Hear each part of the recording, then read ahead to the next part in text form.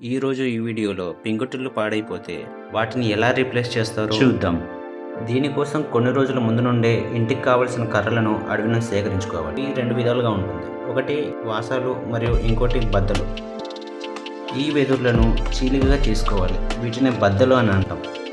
ఇలా చేసిన కర్రలను కొన్ని రోజుల పాటుగా నీళ్ళలో తడపాలి. అలా తడపడం వల్ల కర్రలు ఫ్లెక్సిబుల్గా ఉంటుంది. ముందుగా ఎవరి ఇంటినైతే రిపేర్ చేస్తామో వాళ్ళు దేవుని మొక్కుకొని మొదటి పెంకును దించుతారు. అలా జాగ్రత్తగా అందరం కలిసి మొత్తం పెంకులను దించుకోవాలి. ఈ పనులను ఊరిలో అందరం కలిసి చేస్తాం. వీటి కోసం ఎటువంటి డబ్బులు లాంటివి తీసుకోరు, కానీ ఆ రోజు భోజనాలు వాళ్ళ ఇంట్లోనే ఏర్పాటు చేస్తారు. ఈ సమయంలో సొంత పనులు పక్కన పెట్టి ఈ ఇంటి కంప్లీట్ అయ్యే వరకు సహాయంగా ఉంటారు. ఇలా ఇంటిపైన పాడైపోయిన మొత్తం అన్నింటినీ తీసివేయాలి. అలా మొత్తం ఎన్నైతే పాడైపోయాయో అన్నీ తీసేయాలి. ఇలా తీస్తున్న కర్రలనే బద్దలు అని అంటారు. ఇలా తీస్తున్న పెద్ద పెద్ద కర్రలను వాసలు అని అంటారు. ఇలా పాడైపోయిన వాటిని చెక్ చేసుకొని మొత్తం ఏవైతే పాడైపోయాయో అన్నీ తీసేసి వాటి ప్లేస్ కొత్త వాటిని రీప్లేస్ చేస్తారు. వీటి కోసం సరైన కొలతలు తీసుకుంటూ కొలతలకు తగ్గట్టుగా నరుక్కుంటారు.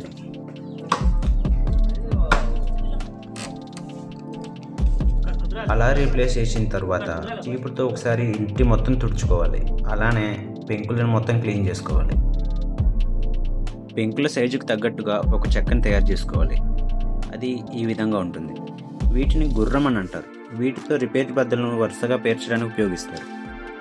ఈ విధంగా కొలతలు పడుతూ మేకులు కొడుతూ ఒకదాని తర్వాత ఒకటి పార్చుకోవాలి. అలా మొత్తం కంప్లీట్ అయ్యాక ఈ విధంగా కనిపిస్తుంది. ఈ పని మధ్యలో మా ఊరిలో సహజంగా దొరికే జీరుకలను అందరికీ ఇస్తారు.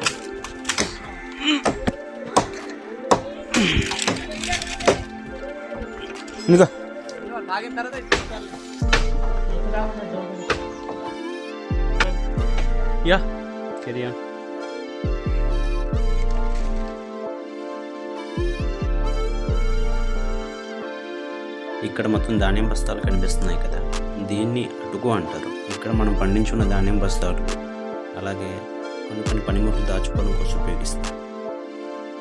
అంటే పెద్ద పెద్ద ఇళ్ళల్లో స్టోర్ రూమ్స్ ఉంటాయి కదా, అలా.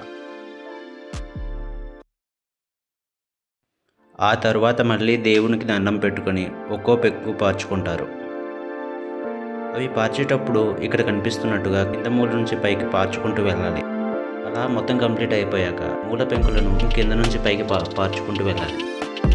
అలా జాగ్రత్తగా పార్చుకుంటూ వెళ్ళి ఎక్కడైతే చిన్న చిన్న హోల్స్ లాంటివి ఉండిపోతాయో పెంకు ముక్కలతో క్లోజ్ చేసుకోవాలి. ఉదయం మొదలుపెట్టిన ఇంటిని ఇలా పూర్తి చేయడానికి సాయంత్రం అయిపోయింది. ఈ వీడియో ఇంతవరకు చూసారంటే ఎంతో కొంత నచ్చే ఉంటుందని అనుకుంటున్నాను. మరిన్ని వీడియోల కోసం మన ఛానల్ని సబ్స్క్రైబ్ చేసుకోండి. Thank you.